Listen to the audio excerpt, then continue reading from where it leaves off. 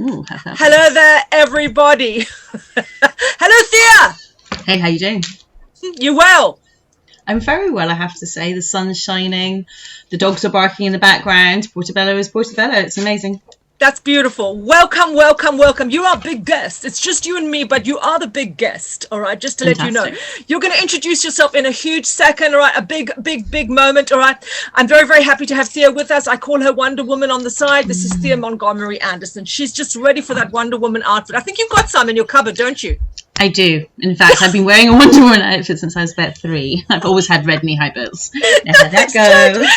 We'll just go with what works. Go with what works. It's all good. You know what I'm saying? Stick with what works. That Wonder Woman outfit. I love it. You got 3. And I believe you. You know what I'm saying? It's all good. Okay. Very professional. It's professional stuff.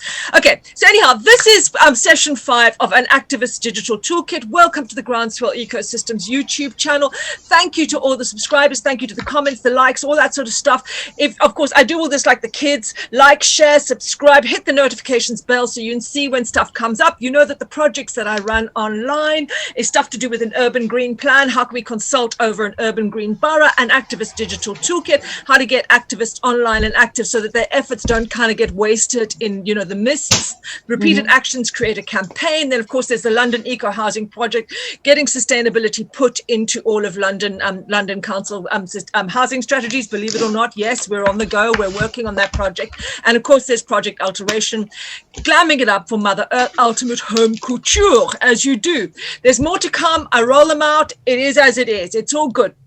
Right. Thea, tell us a little bit about yourself. My name is Thea Montgomerie-Anderson. Career-wise, started off in media, went into work in the city, then did law. I'm 45, so I retrain quite regularly. That helps keep you looking young. Excellent. Telomeres at the end of your DNA, like to retrain and do things. I'm very on that. I'm currently retraining as a songwriter. And so because I'm a student, it gives me more time to do more voluntary work. And one of the things I volunteer doing is PR for Extinction Rebellion, Kensington and Chelsea. I'm also head up the media and messaging team. Yeah. So I come from a kind of sales background originally, and sales is all encompassing. It encompasses PR, marketing. It's not just selling products. I worked in sales in media and in the city, and there's nothing I can't sell. In fact, I started life selling a police magazine. What magazine? Hard. A police magazine, trying to sell advertising. You go, hello, I'm coming for such police magazine. Clunk! They put the phone down. Gives you a really thick skin at a really young age. You know what I'm saying? I also used to be a stand-up comedian, so that kind of helps. I mean, what a line. I started my sales career selling a police magazine. It's like, it's brilliant. Baptism of fire. But you did it. Baptism of fire. Yeah, thank you. And you did an excellent job when you were, well, you still are, the PR for the XR Kensington and Chelsea. There were a lot of actions and you really managed to get them out there consistently across the country, right through Associated Press. You did a genius job. It was an incredible, incredible support to local activism on the ground. Thank you so much again. I mean, really awesome, awesome, awesome work. Yeah. Thank you, Thea. Right, the telomeres. You know, my nephew studies the telomeres, and I try and make a small talk with him about it. No, seriously, we've got to talk about the telomeres. I said, right, send me the doctorate. He was like, whatever. But I pretend I understand. It's all good. They let me. They let me just like flick through it like it's Janet and John. Anyhow, okay. In terms of the campaign that I've been setting up online, obviously what we're going to do today is with Thea obviously leading this, I'm going to be asking the questions, Thea's going to be answering them. But just a quick introduction for any new viewers. I've set up a dummy campaign. Originally, I set it up with Barnsley Council, and that wasn't going so well because Barnsley Council is a real place. I thought, oh, I don't want anybody contacting me saying like, sorry, stop complaining, everything's fine in Barnsley. Okay, so I've changed it to Save Narnia Rec, all right? Save Narnia Recreation Ground, because apparently there wasn't a problem for me mentally at all just to make Narnia in the UK. Narnia is definitely in the UK. So what I'm going to quickly do is I'm just going to quickly go over some of the previous content that we did in the other sessions, not for very long, just to say, of course, we looked at government structures, we looked at how to run a campaign, we looked at negotiation processes with local governance, we looked at how to create, oh, by the way, just a quick summary. As I said, it's not enough to be right. You have to get organized, particularly as an activist. You have to fight fire with fire, in my opinion. I'm pretty sure Thea agrees with me on that one. Yes. And what happens is this series is designed for people so that you don't have to outsource your web designer. You don't have to outsource stuff. You don't have to pay for Photoshop. You can do everything yourself from home and still for nothing, almost nothing. The only charge you're ever going to get is if you bring in a .com or .co.uk website onto a free web system. That's the only charge you're going to get, and that's going to be about maximum 10 quid a month, right, for that and a dedicated email. Let me just quickly do some shares, some screen shares here, all right? And when this happens, Zoom isn't so great with this because it has to go one by one. I have to, it doesn't have a stream. So just, I'll stop as I stop. So let me just go here, share a screen. I'm going to go here to the web, right?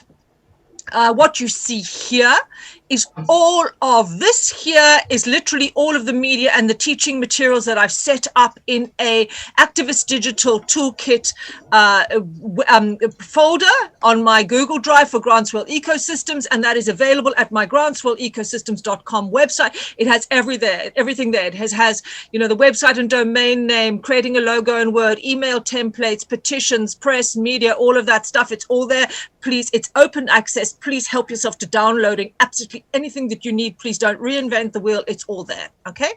Here today, what we're going to look at is the press section. There's another folder just looking at an eco-housing sample, example press release. I've created a sample press release for Save Now, and I'm going to leave that for Thea to give me some feedback about. I haven't actually shared it with her before because I wanted her to like give me an online class. Come on, girl, what's happening? All right. And then, of course, we've got the little website for this dummy campaign, which I put on Wix. This is the unpaid version. It's obviously not super chic right now, but it just gives you an example of literally how to set things up from nothing. Those are my own photographs there. Very, very basic. And of course, we could change that web domain to savenowonyourrec.co.uk or whatever it is. That's where the slight charge comes in, but it's not significant. All right, here we go. Here's the Facebook page for Save Now on Your Rec. You know the drill. Let's just scroll down. I've got the links here to the YouTube stuff, the YouTube that we created. All of those samples are there so that you can see how a campaign can completely be linked. This, what we did here is we added on text onto photographs via Word and then put them into PDF and saved them. This is the change.org page with the Save Now on Your Rec petition, which I've shared obviously onto the Facebook page, and I have will share onto the website by way of sample. Right, and here we go. Here is the Save Now on Your Rec YouTube. So I do know the difference. The Save Now on Your Rec YouTube, which is of course is a dummy YouTube. It's got a little video down there with all the stuff, and it has all the links. It has the usual blurb. So I just want to show you what the campaign is. Right, I think I've covered everything. Let me have a look. Yes, the dummy campaign introductions. Okay, Thea, let's start. Right. Yeah. I am going to quickly open up here, all right, actually on the Associated Press webpage, believe it or not. And which is called The Wire. What's that, sorry? Slang name, The Wire. Oh, really? Okay, I love it. And I'm not going to look for products and services. I'm going to go to AP News just to open up with a relevant background. And the question I'm going to ask you is, how does the press operate? Okay, so there's the press overall. You have very local press, you have like student press, then you have higher levels, you've got national press, and then you have international press, and you have The Wire. The Wire is, in my opinion, possibly the least salacious of all of them. The Wire, which is Associated Press, really prints stories that are facts and figures, and these are printed around the world, and they are bought by other like smaller. So what happens is that with The Wire, they may a group of like press, like a press organization that's got lots of newspapers around the world might have an account with them, and that means that the journalist or the editor can access The Wire and use it for the basis of their story, or just take the whole story with the photographs and print it. Right. Okay. Now the press in the UK are very salacious, and they like salacious gossip. The press around the rest of the world are not. They're rather dry. Really hence The Wire has to be rather dry. So could you do me a favor, please forgive me, Thea, and say AP or Associated Press instead of The Wire, because I'm a novice and I keep on thinking of that wonderful TV program. Okay, every journalist in the world calls it The Wire. My apologies. Okay, so this is why. So I used to get confused, which is why now I'm. So Associated Press, otherwise known as The Wire, which is what everybody calls it. And if you don't call it that, they're like, what? Okay, sorry, that's my ignorance. Yeah. AP is the short name for it. No one calls it Associated Press, but that is the official. That's it. I think that's its listed title. Anyway, so you have AP with Wire, and you'll notice that their stories are very factual. They like to have good pictures or a good video. So the good thing about that is that if you have got a nice factual and lots of facts on your press release, and then you do a telephone call with them, or they come along to an event, it is, in my opinion, a nicer type of journalism. Okay. So, whereas if you're trying to appeal to a straight British paper, you're going to need something that's a bit more salacious or gossipy. The Guardian aren't like that. The Guardian are quite eco-friendly, and you'll get people on the news desk there that are into fact-based stuff. But again, they'll probably want lots of different interviews with different types of people. Whereas AP, like I said, their target market is global, so they're looking for stuff that will be of interest globally, and that tends to come in facts and figures, so international reports and things like that. Maybe not so, although they're interested in interviews with other people, it's not so imperative that, let's say, they interview somebody at a local level and they're happy with facts and figures to be poured into the story, because that's globally appreciative and people can look up those facts and figures online. Superb, thank you so much. But good images are imperative to the Wire. Sorry, I interrupted you. Good images. So whether you are providing photographic images yourself, or whether you're getting one of their photographers down, you will get a lot more traction, a lot more quickly with press if you have pretty images yourself. Okay, with bright colours that print well. Okay. Thank you. And I'm assuming that Reuters operates in the same way. Is that correct? What do you think of Reuters? Reuters are interesting. They have their own agenda. Does that make sense? Yes. Most of the press, and Reuters are also for sale within, their stories are for sale within the city. So they have their own agenda.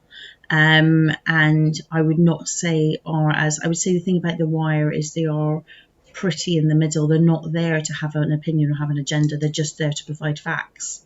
Right. And that's what makes them quite unique. And that is why they have a big global reach.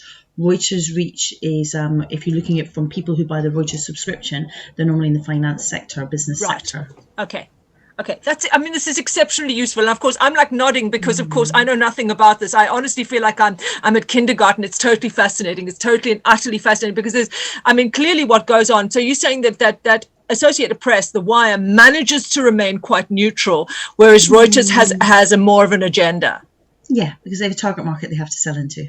And the target market is going to be different in each country. And you have Associated Press kind of have a generic, they pour it all into the middle and then they upload stuff to the Wire. And then people look at it, other journalists and editors look at it and think, I'll have this, this, and this, and this. This fits excellent. My brand. Whereas Reuters have a different Reuters for each country in the world, and it will be tilted towards that, if that makes sense. Yes. I mean, there is, it's just suddenly escaped me. There are obviously, so sometimes you have to be careful where you pitch and what you pitch stories to, because different brands have different wishes, different journalists have different wishes. For sure. Okay, fascinating. I'm just going to quickly do a new share here. I'm going to quickly stop this share, all right, and go back to a new share here. All right, just quickly, excuse me, stop the share. I'm going here. Yes, I just wanted to check that. Excuse me, sorry, it's just a tech thing. All right, let me go back here. Right. Woo! I'm sorry, it's so interesting. Okay, right. So here we've got these huge global press organizations. So how do you contact the press? How do you actually contact them? Okay, so you can use LinkedIn to find out. There's a lot of freelance journalists out there, and freelance journalists are often more open than other journalists because they make their money from getting some story that's a bit unique, and then selling it in. Now, people will ask you, is this an exclusive? Is it not an exclusive? I tend not to do exclusive stories. I just bandy it everywhere, and whoever picks it up first picks it up. Once you get to know journalists really well, you might want to do an exclusive with them, like The Guardian. I looked at doing an exclusive about Kensington Council, and that's still in the mix. So, but if you're doing something like, say, a protest, you wouldn't make that exclusive unless they had a massive reach. Like Associated Press might be worth doing an exclusive with them because their reach is phenomenal. You know? But Associated Press, they are so quick to turn around stories because they're online only, that for them it doesn't really matter if it's exclusive or not, because the journalist comes out, somebody comes and takes the pictures, or you give them pictures, and we literally have it online within an hour. So they're often first to market. How you create a relationship is you'll have the news desk, you phone up, you speak to the news desk, you always tell them straight away, I'm not a professional PR. I'm just a busybody doing a good thing, doing a good deed. And then they'll be like, okay, and then they'll explain the stuff to you. And if they're like, look, it's not really for us, this isn't our type of story, ask them, who do you think would be interested? And they'll say, well, I know the Sun are looking for stuff like this at the moment. And so often, and they'll say to you, look, I've got a buddy of mine who works at, and tell him I sent you, and you be sure to tell them, obviously this is, you always tell them, look, I'm not professional PR, I just do this because I love the environment and I want to save it, so I'm giving up, 2 weeks, I'm taking 2 weeks off my job to do this, basically. And they're much nicer to you and much more tolerant, and also they know that you're not going to be back every week badgering them. Then they'll also, it might well be that they'll say, look, email it through now, I'm going to have a look, I'll see what I can do for you. You're building a relationship, you're building a friendship, you're getting to know these people, they're human beings at the end of the day. And so that's the main news desk number you would call up, and there are different news desks for different types of things. So if you do have really good images. Sorry, my hand's just gone a little up. Sorry. It's absolutely fascinating. So basically this whole thing of being, I'm not a pro, right? It's a really personal angle, and that's actually really helpful. That does help in the instance when you're desperate to get a local story out. Yeah, and they'll also understand that if your press release isn't amazing or doesn't look fabulous or doesn't quite, and you can even say something, rattle off the information. I've got this, and this. Is there anything I'm missing on this? And they'll say to you, I need dates and times. Okay. Often you'll miss really obvious things, and you'll be like, oh, how did they miss that? Yeah, of course. And people like to be asked for their advice. Of course. Everyone likes to be a master of their trade, and they want to tell somebody else. That is superb advice. And I think from a sales point of view. That takes away the sense of, oh my God, I've got to know all about this, how to get started. So you've got your story. Would you then go, of course, you've got the news desk for, say, The Guardian or The Observer or whatever the news desk is, but is there a contact number for an agency like Associated Press, The Wire, Reuters? Would you be able to call them up with a story, or were you focusing on the new, because I'm seeing journalist via LinkedIn, I'm seeing news desk for publications, and then I'm seeing agency. Would you contact all three? How would you contact everybody? It's a long thing. Getting a press release out, embargoing a press release, in my opinion, is the best way to do it, because if you do it on the day, they can't often organise. Embargoing means that you send out a press release maybe a week or two in advance. You tell them where the person's going to be, what's going to be going on, and you put embargo all over it. And that means that they cannot print it, they cannot tell anybody about it, but it means they have a photographer ready, a journalist ready to rumble and to be there at the time. Brilliant. But if it is a bit lastminute.com, as often happens with XR stuff, you're on the phone all day, frazzled. By the end of it, you're in tears. I'm not gonna lie, I cry at the end.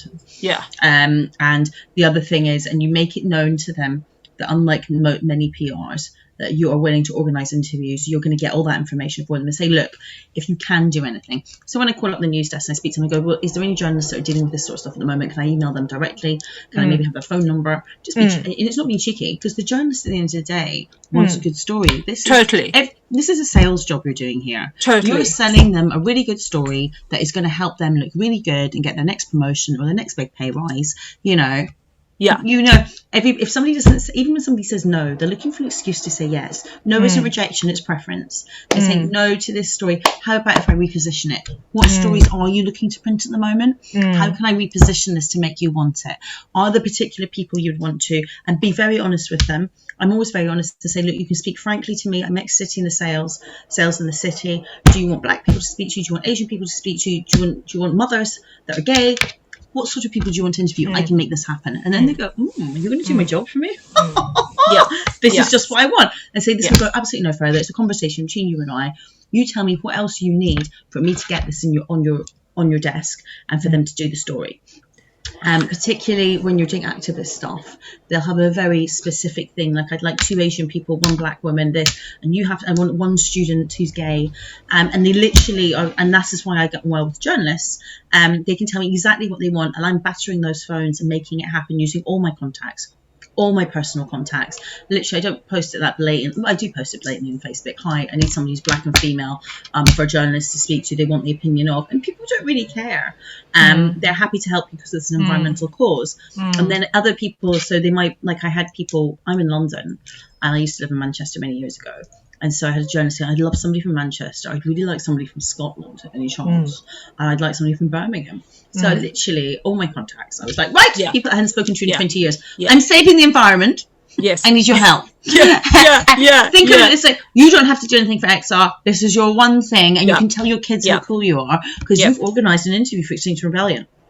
And especially people who've got children, because all the kids are in TechSavvy. So it's every spin in the book and all of the personal contacts. Sorry to interrupt you. And also just that sense that the journalists need you. They need that personal flavor. And on top of that, that whole thing of who do you want? You want, you know, a male gay I'll do your father. work for you. Okay. And it's kind of, it sounds like racial profiling. It sounds like stereotyping. But what they're actually doing is they're actually looking for demographic representation in the news. That's right. And because people have become so bloody PC, they're frightened to say these things. Once you say, look, this isn't PC to me. This is about saving the environment. What do you need?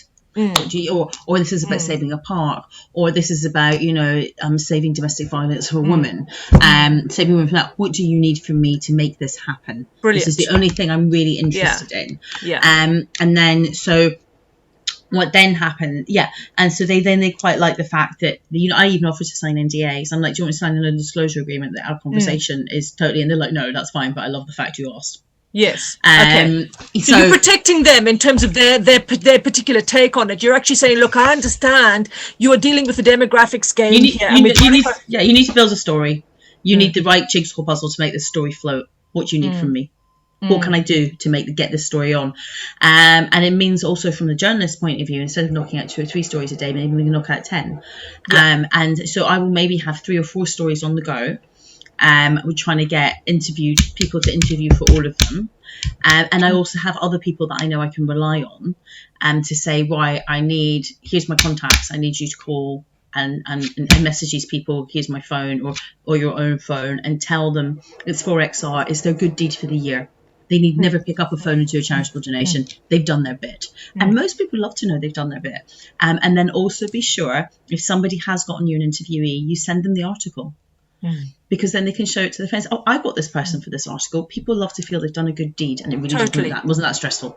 Totally. And also, I mean, I can testify, basically, I can just say that you helped out so much, like getting the people that we needed for the eco-housing project. You were awesome. And I know as well that you got like literally, XR projects that were generated from Kensington and Chelsea, literally across the country. You did an awesome job. I absolutely know, just want to testify, wow, I've seen you in action and you absolutely you're heating up the phone line. You know what I'm saying? It's all good. I mean, amazing.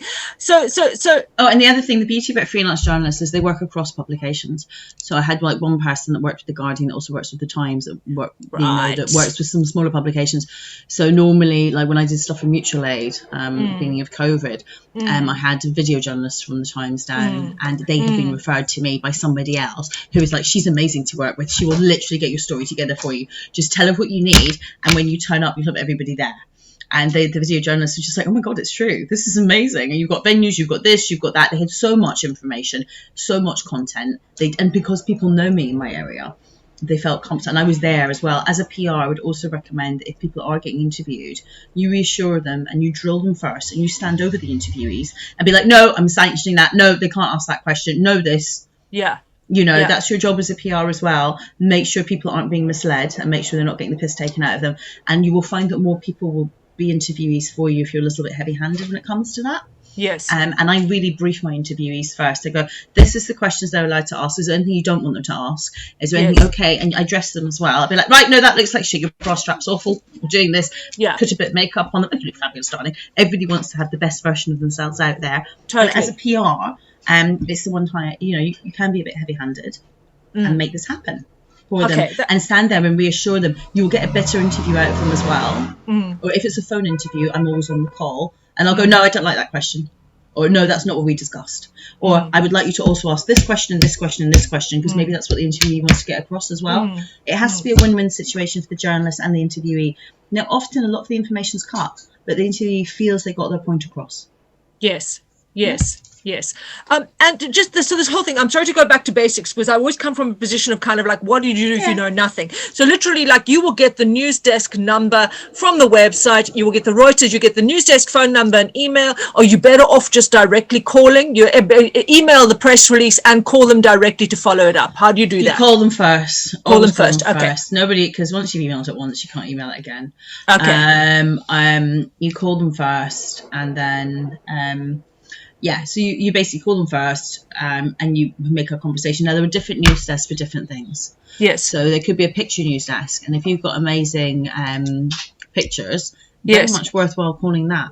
Do you know what I mean? Like, so we did some stuff with Jamie Hewlett, and the pictures the things that were like put onto the Houses of Parliament looked amazing. And none of the journalists and stuff could get down there that day. Yes. But because the pictures were so off the hook, and I was like, wait till you see my picture. And I got their mobile phone numbers as well. I asked them mobile phone numbers. I'm like, I won't bug you. I'm not a professional PR. I'm only doing this for XR stuff. And I'll always give you the lead. Okay, amazing.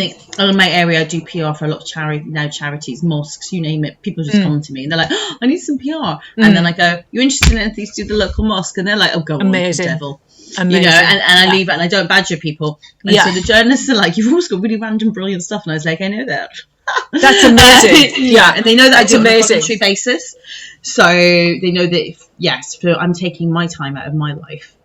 That's amazing. Absolutely fascinating. I think as well, obviously you have experience and you've got like a compendium of like contacts, etc., etc. But I think what you're also giving us is you're giving us like, you know, and like I always talk about it being entry level, and people have kind of, it's not a prejudice about that. It's like, how would you do it if you knew nothing? Do you know what I'm saying? If you were desperate to get your local story out, if you had a success, how would you do it if you knew nothing? And I think that is also really important. So thank you so much for that. Awesome. And what I would say is I can speak on the fly, but I've been trained in the city, and I have the memory games where I bullet point things and I memorize it all first, so I can speak on the fly. 90% of the world can't do that. So you get a list and you bullet point the things you want to do, and you take them off after you've spoken to the journalist. Yes. Keep it simple. Practice things as well in the mirror to yourself 3 times before you hit that phone, babe. Don't be hitting a phone without having practiced what you're going to say. Have an elevator pitch, no more than a minute. Okay? I can't be bothered to listen to you for more than 30 seconds, I've got to be honest. So they're just the same. And you always praise you in the look. I don't know what I'm doing. I'm a voluntary PR for this thing. Brilliant. I'm normally a nanny, but I'm really up in the arms about this. So I've got a 30-second elevator pitch for you. Do you have time to listen to it? And they go, oh, thank God, only 30 seconds. Yeah, go on, babe. I'll give you that. That's genius. Back, and you tell them, and you bang it out reasonably fast. Bang, bang, bang. But these are my points. What do I do next? What's your advice to me? And ask them straight what your advice is. And they'll go, right, send me a press release. And go, right, then my press release has got these things in it. And they'll go, cut off that shit out. That's way too long. So you'll have a long press release and a short press release. And go, I can organise interviews with you. And the people that have already agreed to be interviewed are bang, bang, bang, bang, bang. Or if you tell me what you want, I can get that for you. Because I've taken 2 days out of my schedule to make this happen. And they'll be like, oh bless, so a do-gooder, let me help a do-gooder. You can't help but to love a do-gooder. It's like doing good by association. Are they interested, do they like this whole angle of intimate local narratives, like local people telling their story at the front line, people with direct lived experience of stuff? Does that hold a lot of water? Yeah, it does, because normally local people don't trust the press. They don't normally talk to them. Okay. So for you to get really good local interviews is quite rare. It is like, I live in North Kensington and we trust nobody. They won't normally touch the press. So when the Times was phoning up trying to get interviews with people, they were just getting the phone hung up on them, and now we don't talk to the press. Because people have had their hands stung. Whereas when I called up and I was like, right, I'll be there. I'm going to control this whole interview. These are the things they're allowed to talk about.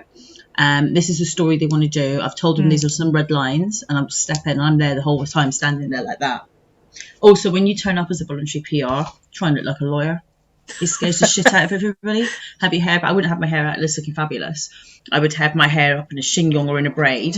I would have on a suit, a nice shirt, an overcoat, a scarf, leather gloves, a handbag with all my bits in it, with my thing, and I'd also be recording the whole thing on my phone, just in case I need to litigate later. So they know if this goes to court, if they printed a story that's untrue, I've got that whole thing for a judge. You've got it recorded. And in terms of permission, I mean, I know that recording, you're entitled to record phone conversations here from a one-sided point of view. Do you have to get their permission to record that?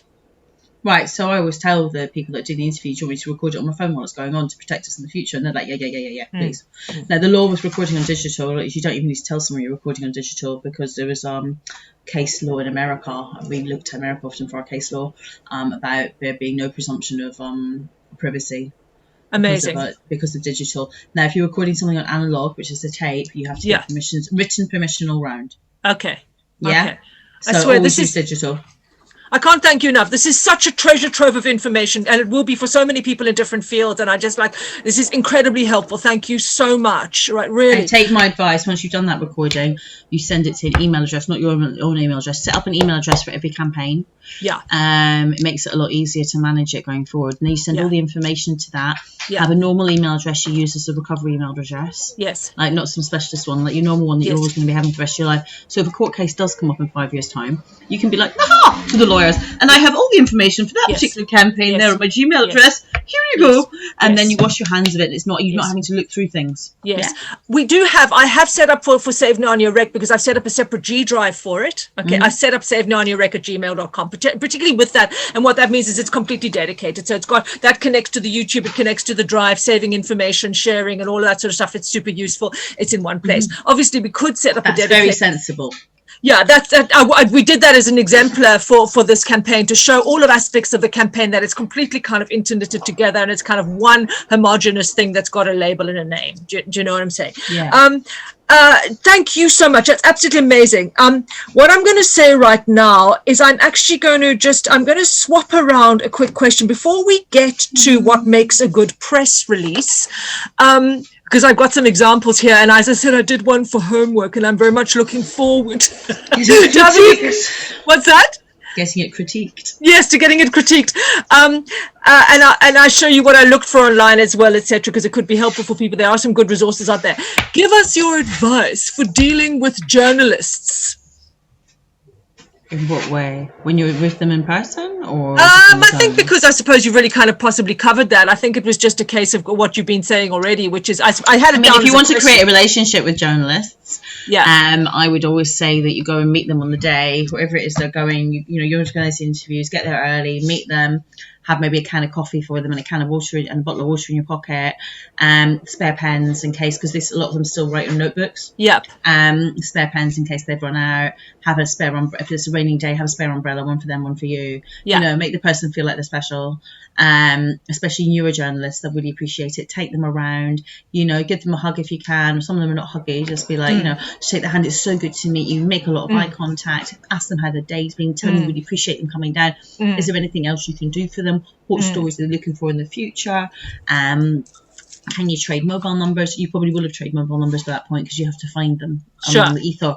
Is there anybody else they want to talk to? Can you organise that for them on the day, even if it's not your area? Yeah. So I had, because I was XR Kensington, they were like, I'd like to speak to people from Southwark. I'd like to speak to people like the ladies who dressed in red. That's not my area. But I went off and got other people and was like, literally, look, guys, I've got a journalist with me. And he's mine. But I'm quite protective. My journalists are my journalists. They're my contacts. Yeah. Do you know what I mean? Yeah. And it makes them feel quite special. So so I've got my journalist, and I go, look, I'm going to take you. I'm going to stand there as well, just in case anybody gets arsy when they're doing an interview. And it makes the journalist feel protected too. And so I'm being there, overseeing the whole thing. Sure. And I'll be like, right, journalist, where do you want to go next? What do you want to do next? Okay, great. So, and they'll be like, oh, I've got a bottle of water for you. I've got a can of coffee for you. Yeah. Or I've got mints. I always carry mints as well in case the journalist has got hunky breath. I've got do you want mints before you speak to your interviewee? And they'll be like, oh my God, thanks. They're human beings at the end of the day. As well as Now, if you are, I don't drink alcohol, but in the days when I did drink alcohol, I'd have taken that in the lash afterwards. And look at me, they're my best friend. I love it. What was I going to say as well? There's obviously, you have a relationship with a couple of journalists where you have them on the speed dial and you have the number and you can say something's coming up and they trust you. They have that relationship, and clearly you've taken it away from that original pitch, and you then have that ongoing connection where you can feed stuff to them when the time is right. Is that possible to develop that? Yes, and often that will develop more of a junior journalist, especially if you do the running around and getting the interviewees for them. So you'll get somebody who's maybe is on news desk on and off, and then they'll go up the line and become like a big name journalist who has their own articles. So what will happen is that there's a couple of more junior ones that I would do the runaround for, even when they contact me and go, and I say to them, you can always contact me even if it's not XR related. I have an amazing contact book. I used to work in the city. Right. And they'll contact me about, we're doing a story in such and such, especially know anybody. And I go, do you know what I do? I don't. But I know somebody who does. Yeah. And I will go off and I will go through my LinkedIn and my contacts and be like, right, da. And I'll go, right. And most people are really happy. A journalist wants to speak to me. Totally. I've got my 5 minutes of fame.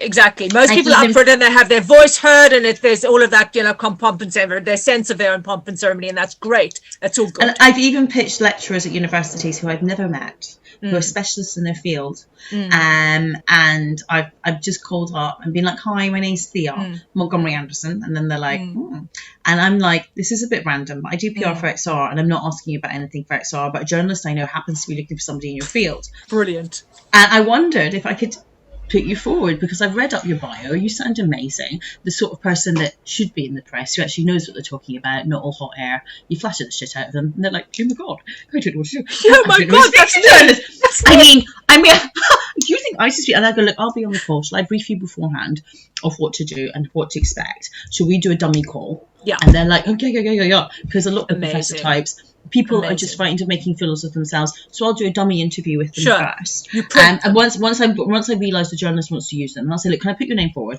And if the journalist wants to use you, let's you and I do a dummy interview, so then you're prepared for the real one. And I can be on the call if you want or not. And then by the time you've done the dummy interview, half the time they're not interested. Now you're taking time out your day. But also bear in mind, you could always change jobs to PR. Yeah. This is a great way, if you are somebody who wants to go into, say, PR, it's a great way to get into it. Of course, because you can just do freelance. You remember the public, you can just offer the information. You've got the links, you've got the connections, you can go down. And you're not being told what to do. You know what I mean? Like, normally, if you're a junior PR, you might not get to do the interviews or do it the way that I'm doing it. But, I'm just taking on the all-encompassing role and getting to call anybody I want. And also, you could offer your PR skills to an independent label or an independent person, or somebody's just starting to earn as an artist. If somebody's got a new record deal or something, or an independent record deal, you could say, look, I've got experience. I just use it for myself, darling. I just phone up with a different name. Well, that's brilliant. You know what I'm saying? I'm now Sophie. Hi, I'm Sophie, the PR for Thea Montgomerie-Anderson. That's been my own PA name for years, I love it. We've got Sophie now. Hello, Sophie's on the phone. Brilliant. No sweat. You know what I'm saying? Just switch the phone around. You put the mic on the other side. It's all good. And along comes Sophie. It's great. Okay. Brilliant. Love you, Thea. All right. Wonder Woman. Okay, so what I'm going to do right now is I'm going to show you some of the stuff I found regarding press releases. I'm going to do a share screen, and I'm just going to go kind of like where I started off with on the most kind of basic level. What I did is I literally went to Google, and I said, and I typed in good example press releases, right? And I got like loads coming up. Okay, clearly there's loads out there. A site which I did like is this, which is presley.com, and it had press release examples, all of these web addresses, all of these links, etc., AP, The Wire, Reuters, etc. I'll put them all in the description box so that everybody can catch up those websites really, really easily. And this scrolls down and it just explains some of the stuff that's kind of really useful and really isn't. Clearly, you can get an account with this company, or you can do stuff with them and their hiring and all of this sort of stuff. So they seem quite competent to me from an outsider's point of view. And then here, take me to the examples. There are loads of different examples. Here, oopsie, excuse me, I'm doing that very, very quickly. All right, there are loads of different examples. The one that I've actually used to look at is because obviously I wanted to think about something environmental, and just the slant on that is Cowboy reinvents the electric bike and raises 3 million to transform urban mobility. What they do as well in the previous page, when you go into this article, that from a PR's point of view, they talk about the kind of things that they want to see. All right. They want, and just to quickly summarize, they want to see a nice. It's not an American brand, Presley. I'm actually not sure. Because bear in mind, British press, American press, very different, darling. Press around the world is different. Okay, maybe. All right, so you're going to give me feedback on that. What I found here is this is the press release for obviously this bike, and there's the big old title. The advice they say is use a decent photograph. Here's a big old title.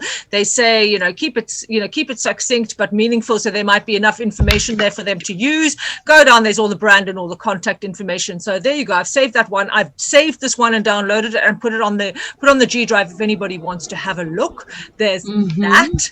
Okay, then what I've got is that I've got one that was done. Let me do this is going to have to do a new screen share here. Let me just do a new quick stop this, do a new share. Hold on a second. Then I've got this one which was written actually by a professional PR about the XR Eco Housing Project. Again, there's a big old title. There we go. And then there's a bit of underlining there. I think clearly this is an online link because it's got an online link. All right, it's live there. Recent announcement of zero emissions. So there's clearly links to the online stuff there. This was written, and it's fairly kind of comprehensive there. And it says M&M to add standard boilerplate. So clearly all the stuff that standardly goes in there. And there's quite a lot of stuff in there. So I'm assuming this was also a situation where certain amounts there are quotes in there, and that's what they do, like a direct quote. So it means they don't have to do the interview. Yeah. That's what I thought. There's quite a lot in there because this is written by professional PR. There's quite a lot in there that an ex-professional PR that it can be directly used. So that was my thought on that. And then otherwise what I did is I created, this is where I'm a little bit worried because I created my own. I think it's a little bit whack. All right. So I think it's one page, may I say, one page in the UK is enough. Anything else, one page, they're not reading it. Okay. So what I did, always use lots of nice bold. A lot of companies still use, oh my God, that black one, no. A lot of companies still print out their faxes. It comes out in the fax machine a lot of the time. They're not going to love you for this. You just killed the whole toner ink. And it would really, on a crap fax machine, not come out well. I love it. I've so done the wrong thing. Okay, so here's mine. It's really whack. All right, now you're going to critique it, which I think is brilliant and hilarious because it's like I'd rather than doing it, sending it to you beforehand, I thought, right, let's have the class online. Come on, let my work be, critiqued online. So what I did is I've done it over 2 pages. Clearly, the black is crap.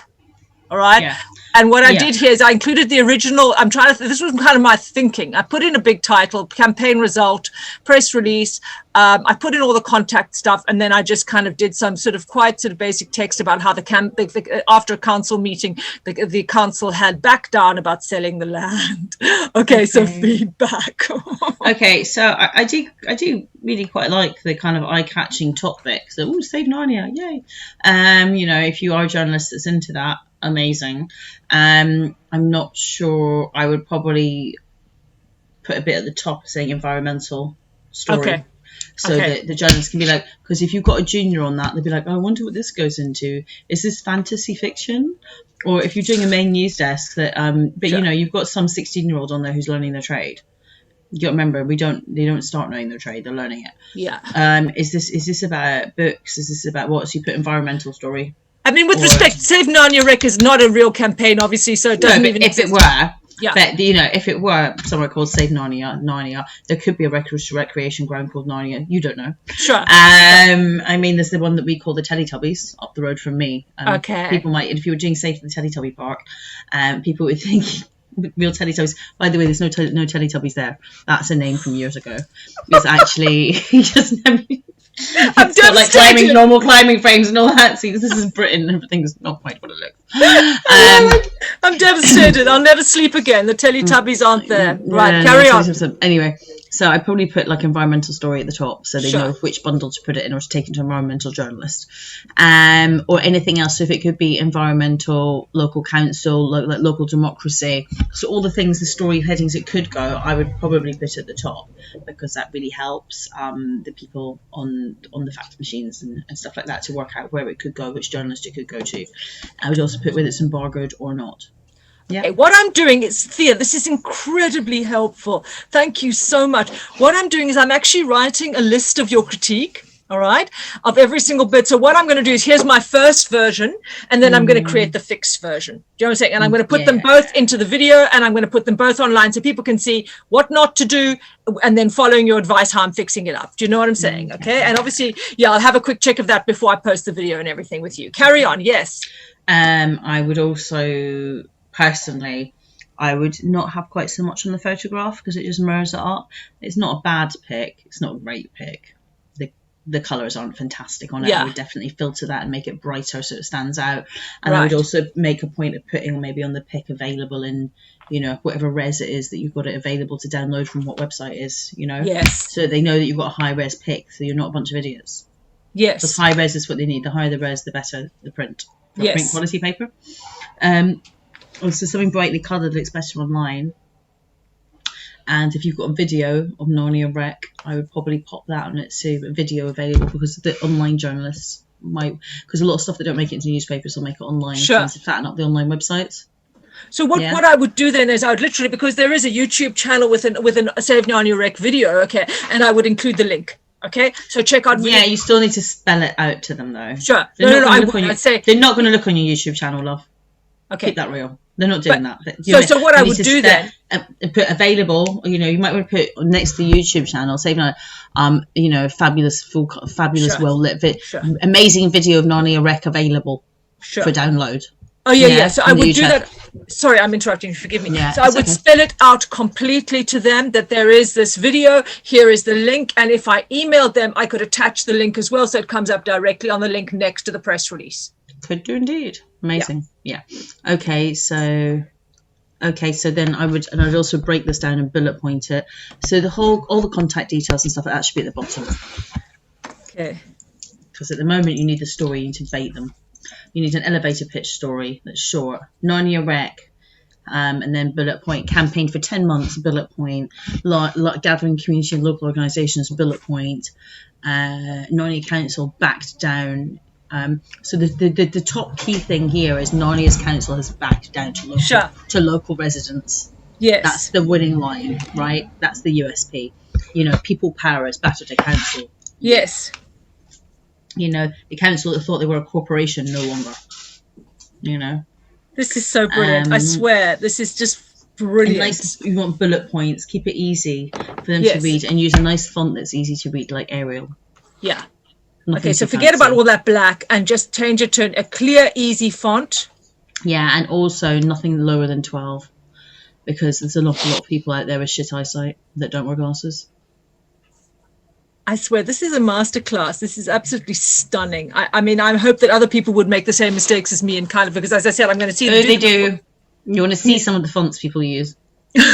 I'm a bit fond of Arial Black, all right, so that kind of finds its way in. I'm going to Arial Narrow is hated by everybody. I don't understand why, because I love it, but people hate Arial Narrow. I love it. Who knows why? Who knows why? A mysteriously hated font, right? So that's absolutely brilliant. So I'm gonna effectively just literally crunch the whole thing. Okay? I mean, yeah, and like you've got property developer stuff in here as well. So yes. that would also make it relevant to the property journalists. So you'd be like property developers. You know, you put a bullet point about the property developers. What you're doing in the bullet points is making it in those bullet points. You should really be making it relevant to as many journalists as possible in different areas. So you've got environmental, you've got property, you've got local democracy because of the council. And then you've got like you know, people power / charity. So each bullet point, so different journalists can pick it up for different reasons and spin the story.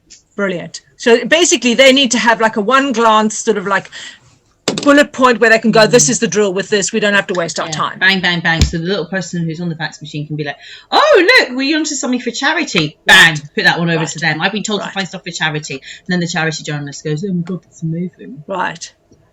Okay. Amazing. So let me just scroll down. So clearly this is just like too long. I would imagine it's. I would even have a bullet point of 10 high-res images available, 20 videos available. Yes. So that they know that it's good for online or press. Brilliant.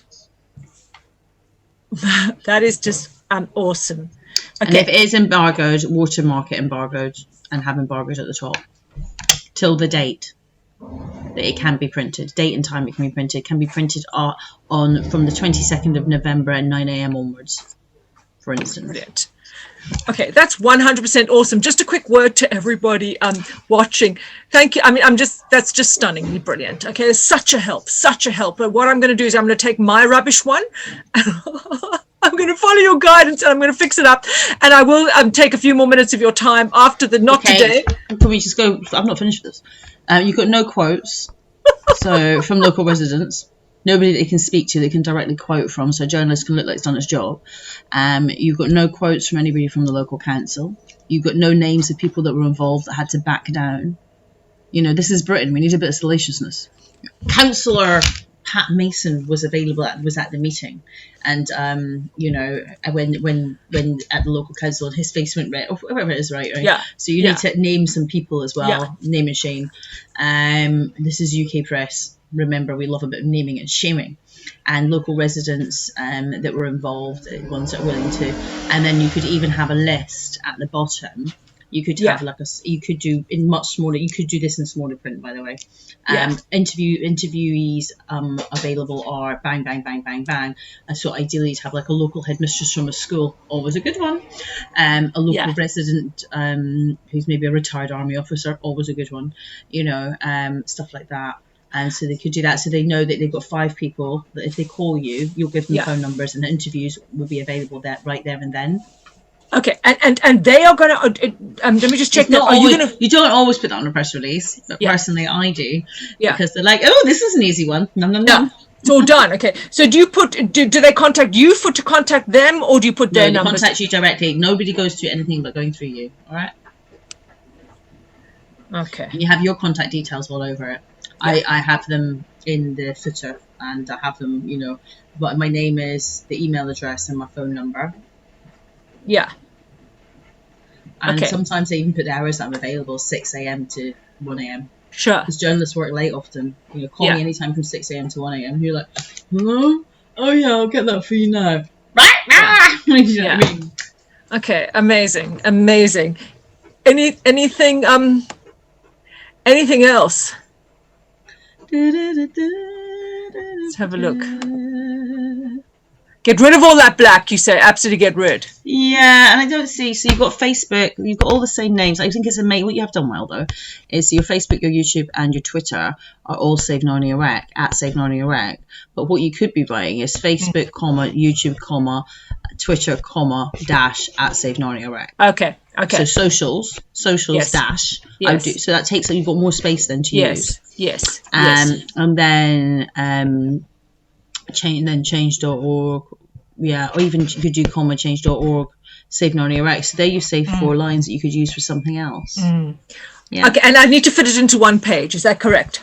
Yeah, into one page. Darling. Wow. Okay, that is just absolutely amazing. That's incredibly helpful. And you can even put on it, I've got a longer press release if you want. So, okay. So there's a longer version if required. Yeah. Let me know. And if you do make any mistakes, which does happen, I've done it myself. I also do a covering email with my press releases. Okay. And in the covering email, I might have different information. I go, look, there's a press release available. So in the covering email is where actually, to be honest, depends. If you're doing a press release by fax, put the extra interview stuff on it. If you're doing a press release by email, and you're emailing it in, and there are email addresses all over the internet, all over LinkedIn and stuff like that, where you can just email people randomly with press releases. And then what happens is with that one, I'll put in the covering email. Hi, my name's Thea. I'm a voluntary PR, normally by day lawyer or salesperson, whoever you want to be that day, whichever job I'm working in. Yeah. And then I've got 6 interviewees stacked up for you. I've got a black barrister. He's originally from Nigeria, black but perfect English. And I bang stuff in it like that. I'm really frank, and I go, please don't. Yeah. And then if I've made a mistake, I do urgent correction block, because this happened to me. Urgent correction. And I think it was the urgent correction that got everybody's attention, because they were like, oh my God, have I printed something that's wrong? Yeah. You know? Yeah. And then they were like, oh, this is quite an interesting story. Oh my God. Yeah. And I go, I'm available. I can organise it. These people aren't suitable for you. Anyway, right, go on. No, so what's that thing when somebody says, okay, we got the press release going out, and then they send out to multiple organizations? Would that be for all of their press contacts all at once? All right.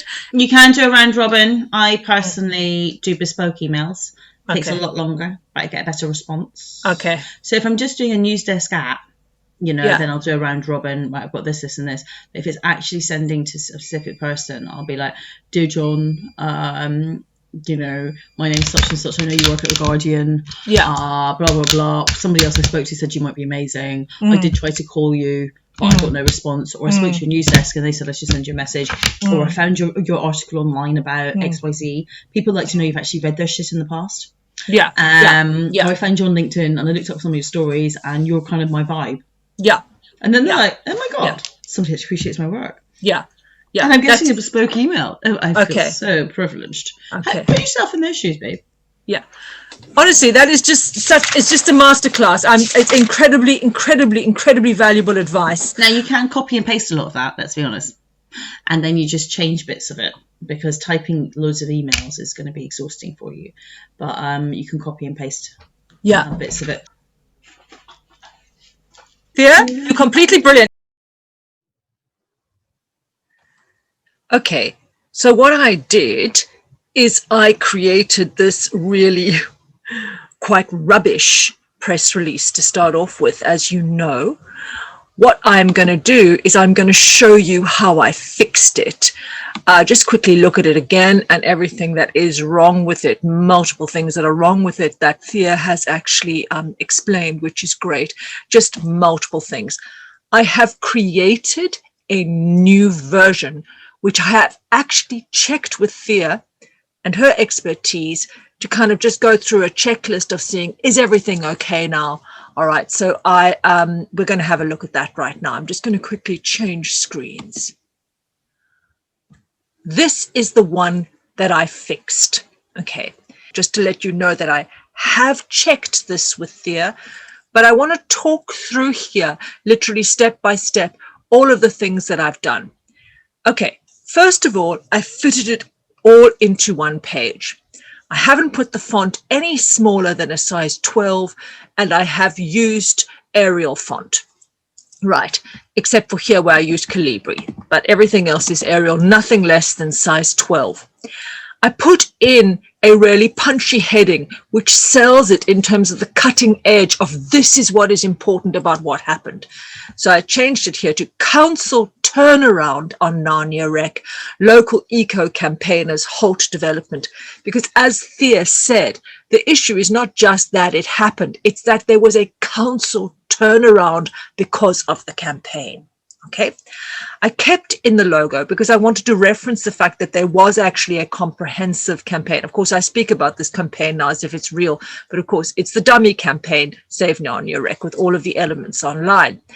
I followed Thea's suggestion here and put it down into the type of story that this is: environmental, development, local government, Narnia Council.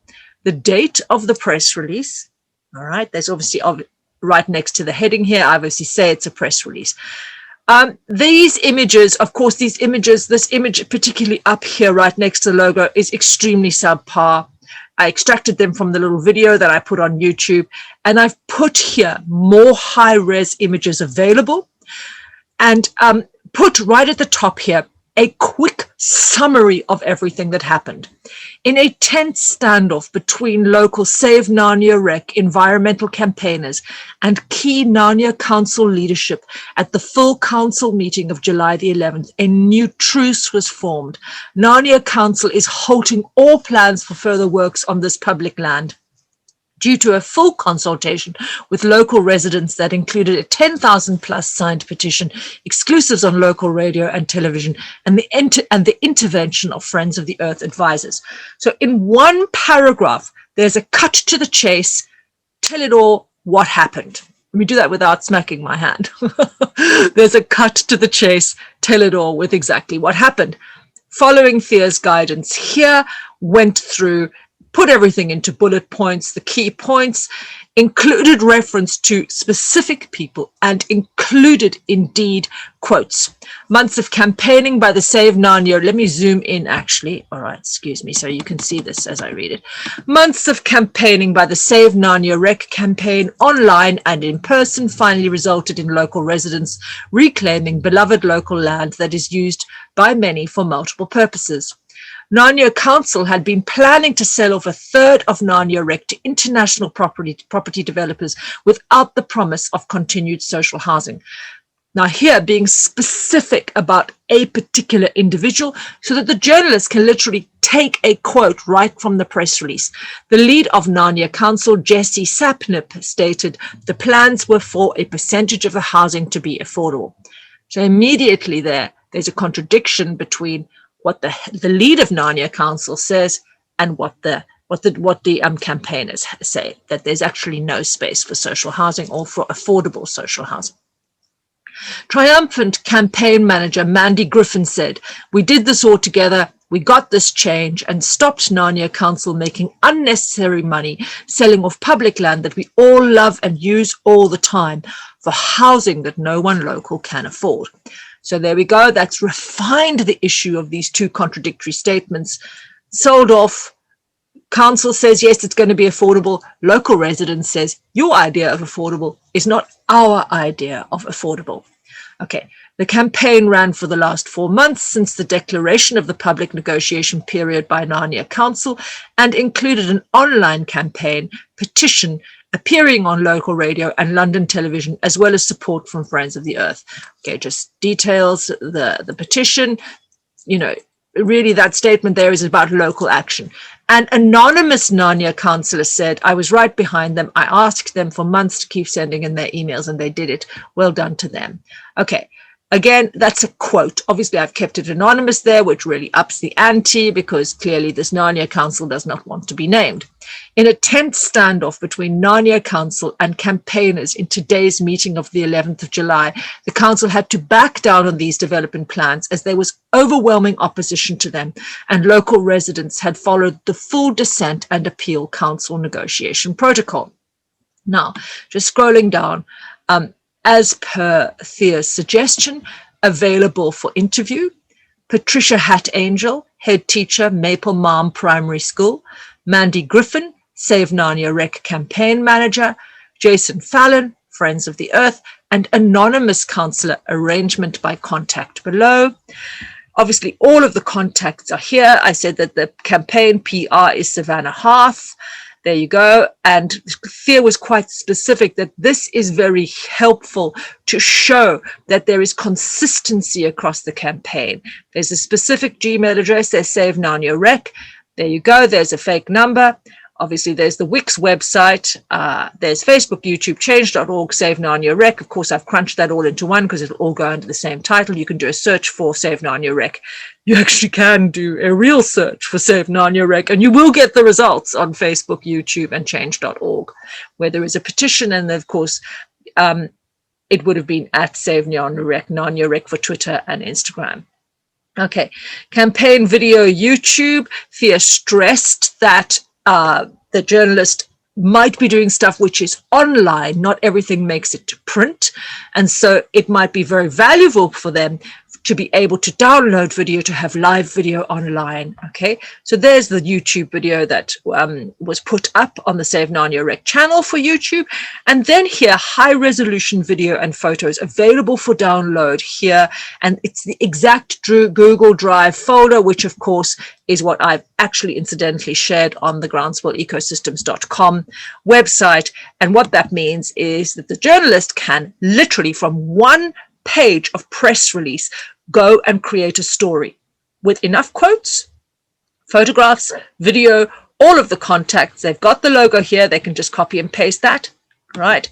And then here, an in-depth press release is also available. Big suggestion from Thea, because I was covering this up earlier on, is create a good photograph that they can use immediately. Now, I've been a little bit naughty and I created this. I couldn't resist. It's just silliness. All right. Of course, it's Narnia Rec contains indeed a flying unicorn, which is standard. All right. So I just photoshopped that unicorn onto the Narnia Rec field. So there you go. There's a number of things there according to her suggestion. And obviously the idea here, let me quickly, there you go, right down at the bottom, scrolling right up, followed all of her suggestions. She has indeed checked this and said that it's okay.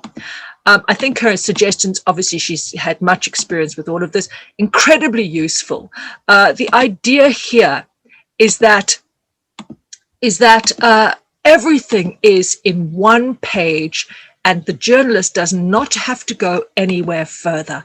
All right, I'm going to put that as one page. Right, now I'm going to quickly go through again what's been done here.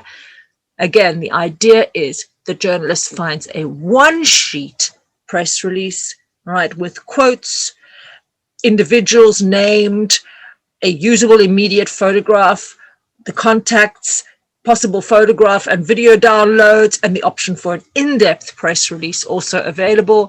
We mentioned here of more high-res photographs. Obviously, there's a campaign logo, a critically sort of much more cutting-edge title, types of areas, and the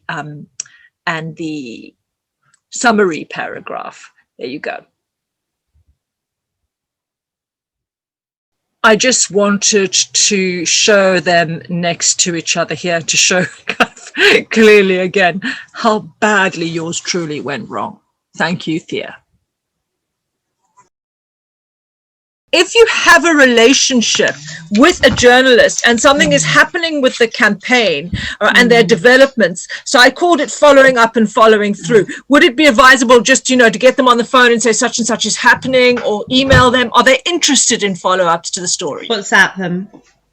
A voice message normally. Most people don't really want to speak to you on the phone once. They'll call you. If you call them too much, they'll just start silencing your calls. Okay. But so I say less is more. But if something's happened, if you contact them at story, they've expressed interest. And then you can say, and then I would do a couple of lines on a WhatsApp message saying, update to story. Right. So-and-so's just jumped off a bridge. For instance, they'll be like, oh my God, scandalous. Yeah. And then you leave them a voice note, like, oh my God, you won't believe what's happened, blah, blah, blah, blah, blah, blah, blah, blah. And they can listen to the voice note while they're typing. And then they'll be like, okay, that's interesting. And then they call you back. Okay. If you keep calling them, they won't take your calls. So I only call journalists when I'm looking for them in the crowd. Yeah. Or when it's so salacious, when it's so like, wow. Like, or they say, look, call me tomorrow at 1:00, then I call. And then if they don't answer, I don't call back. And I go, look, I send them a WhatsApp message. I tried calling you. You didn't answer. You're obviously busy. Hit me up when you're available. Because they might be covering something. If you keep calling them, I'm going to silence your calls permanently. Yeah. And I do that myself. I have some people that call me, and then their no WhatsApp messages are permanently on mute for the rest of their lives. Okay. Yeah. Okay, absolutely superb. Now, what I'm going to ask, Thea, I can't thank you enough. Really, really, really helpful. And I hope really helpful to people out there who do want to get their causes out into the news, how to get that stuff out there, because I absolutely know how successfully you did it for us down in Kensington and Chelsea XR. You did an awesome job. You literally got stuff across the country. You did an absolutely awesome job. So I know that it's possible. I know that Thea does it. I know that everything she's talking about, she's absolutely done.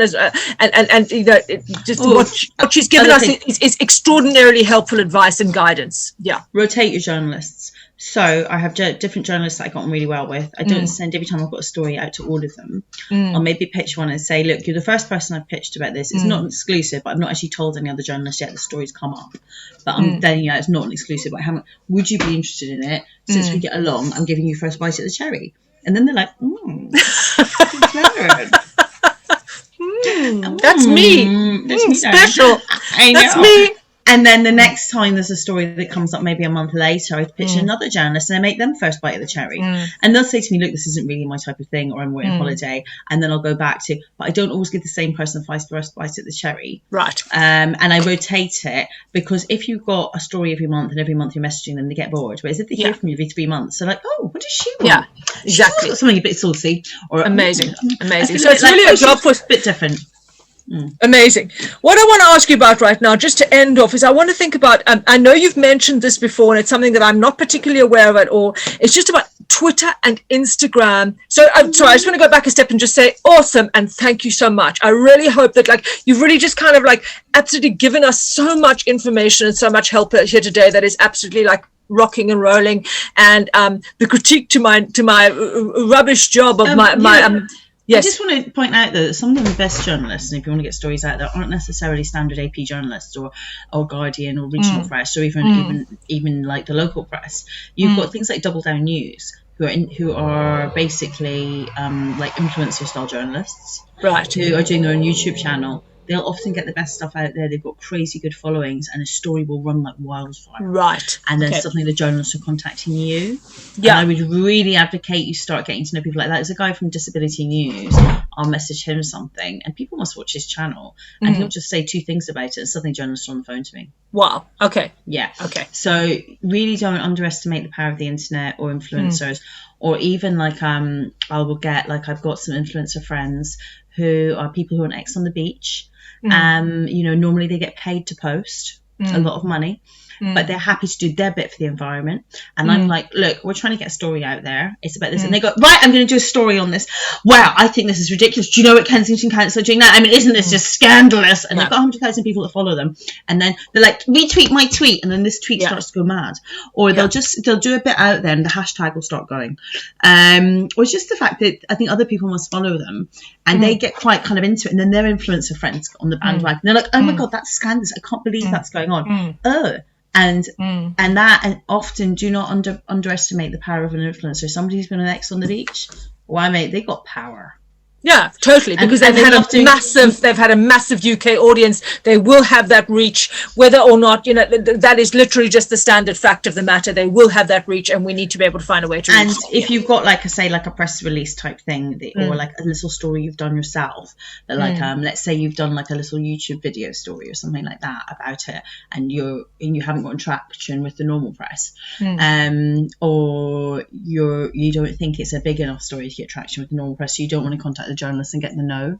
You can ask them to post stuff about it, or if you've got like so you can ask them to post about it, and then because they have 100,000 followers that follow them because they really like them, they're very dedicated followers, they can ask their followers to repost, and before you know it, you've got a snowball of and a local journalist will contact you.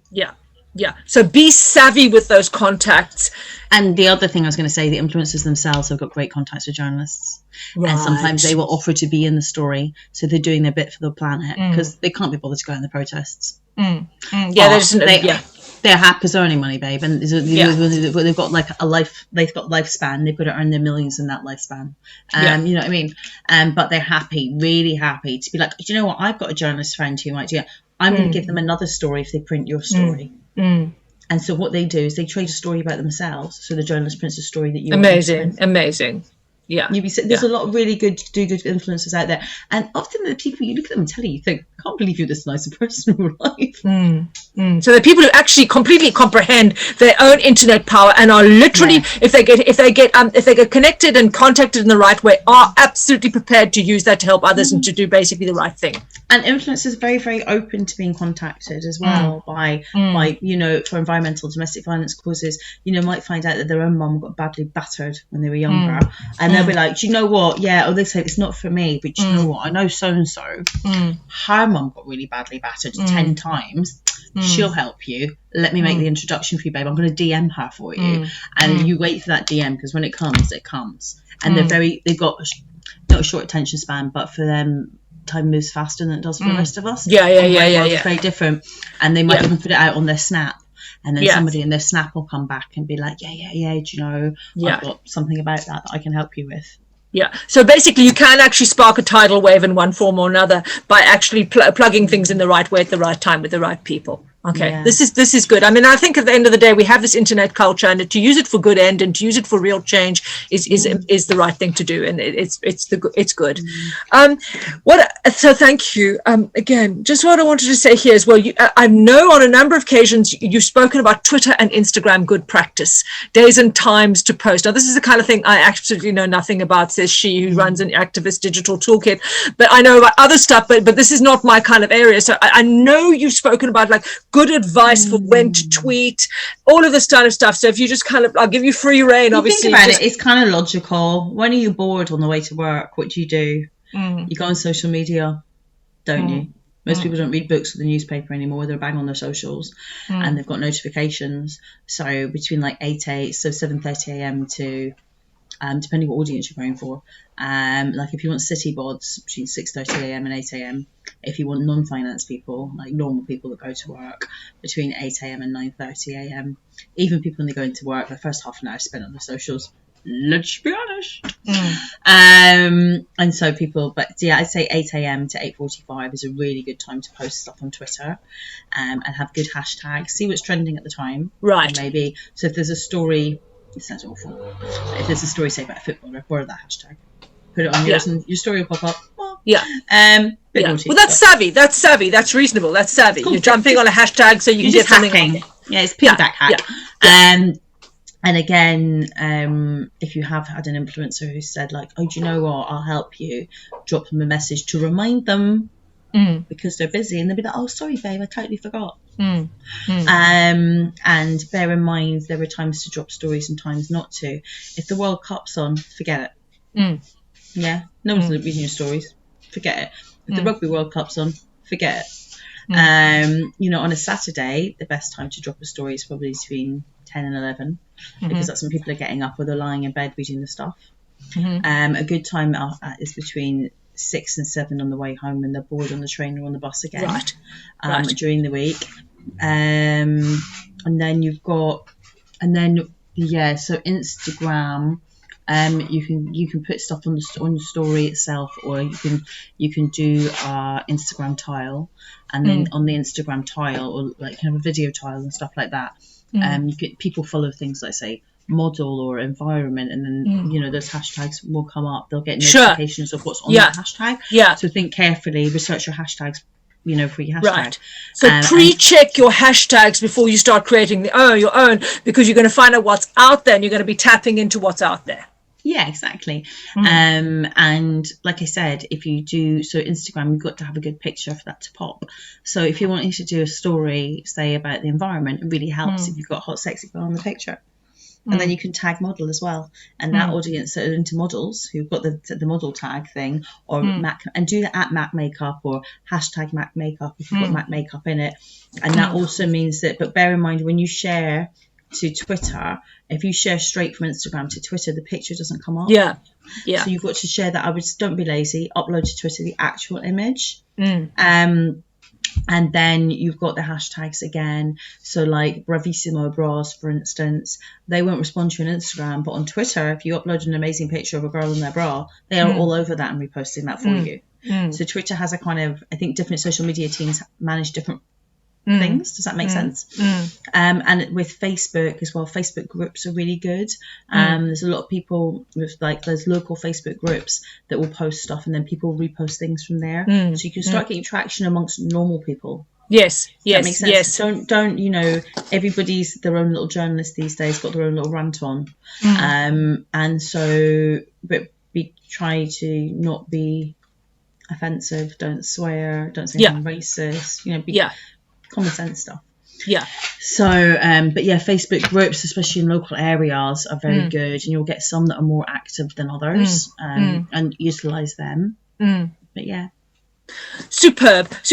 I literally just cannot, I mean, it's a proper masterclass. Thank you in getting it right. Okay, I'm absolutely in awe. I cannot thank you enough. As I said, I'm going to go away and like, I've been so teachable. And take my advice, get a different SIM card for your PR. Because if you're going to put that number all over the internet, you're going to start getting sales calls. You're going to start getting private calls. You're going to start getting the fake. You are the tax man, £1 million. Oh yes, that chap. Yeah, lovely guy. You know what I'm saying? Can't wait to meet him. You know what I'm saying? And TikTokers, try and get your hands on a TikToker, and they might make a TikTok a video which could go viral that will help you. Even yourself, you can make a TikTok video and then send it to other, you know, influencers. You can get hold of them and say, look, this is my little TikTok video about what's going on here. And you can use a very popular music track, say, behind it. But yeah, TikTok's if you can get something to pop on TikTok. People stay on TikTok for an hour and a half at a time. God. Wow. Lordy B. So if you can get some TikTokers behind you, or you make a TikTok video that's like, you know, you can do one of the dance videos on TikTok and have your sign about Northern Iraq, as you're doing that. And also bear in mind, in TikTok there are the things where you do the lip syncing to other people's like movie scripts. I don't know how to stand a man because I've never stood behind a man. And then wearing an Northern Iraq t-shirt. That could explode on TikTok. You've got to really think outside the box how to get your message out there, and the youth of today. They're very woke.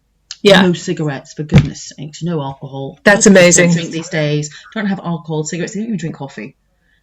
You know, the new generation are very different to our Amazing. It's fascinating. Absolutely fascinating. Absolutely fascinating. Thea, I cannot thank you enough. I just wanted to say to everybody watching, give us your online details, please, Thea.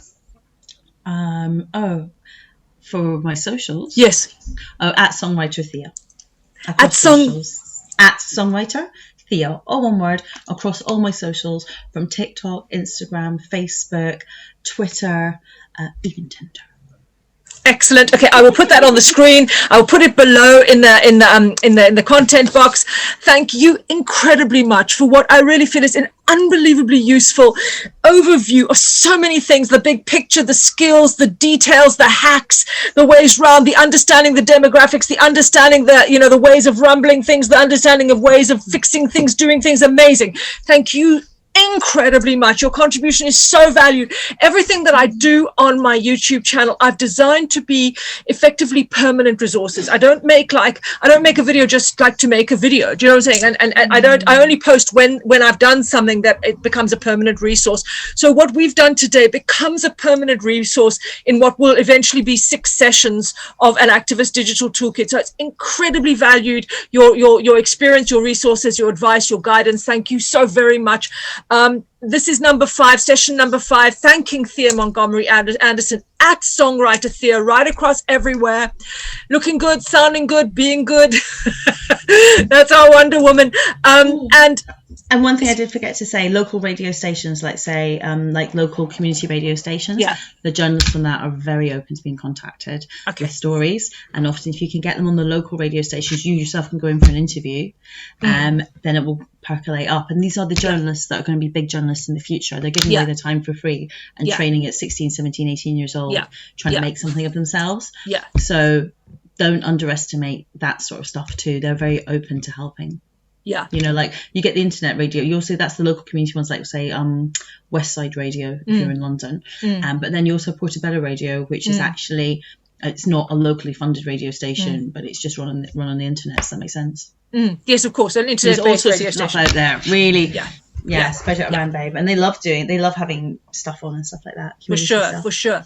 Thank you so very much. Session 6 is going to be looking at some excellent online campaigns, because I've just come across and been kind of doing some support for the Powerful People local electricity bill campaign, which allows local solar co-ops to sell to individual organizations and people. That's a bill that they're trying to get through Parliament. It's a genius online campaign that absolutely does it right. It's absolutely doing it right. So I will be doing session number 6. We'll be looking at excellent and successful online campaigns and exemplars.